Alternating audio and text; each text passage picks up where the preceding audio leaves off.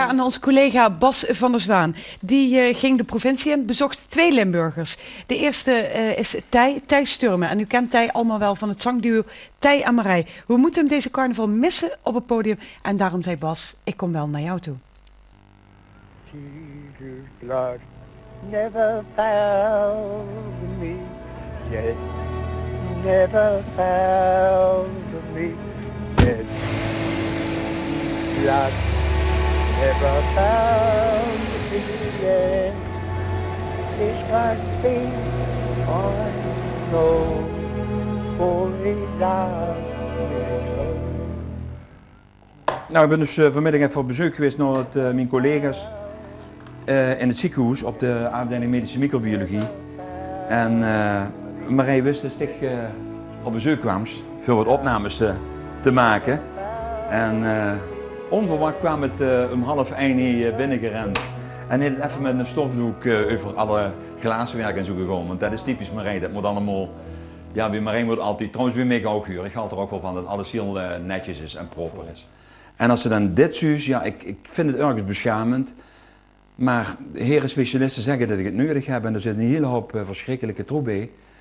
Omdat ik enorme zenuwpijnen heb en dan krijg je 2 soorten morfines. Als je bij Marij kunt, zit een prachtig oud herenhuis. En dat stik overal kerstjes aan.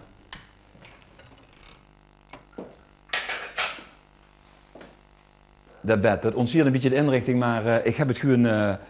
het is, sommigen zeggen, oh, het is nog kort, maar ik vind het zelf erg lang. Het is al 6 weken geleden dat ik geopereerd ben.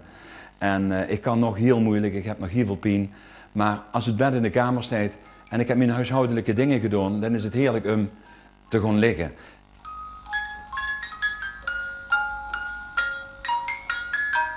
Ik vind het verschrikkelijk dat ik al zo lang ziek thuis ben en niet kan werken.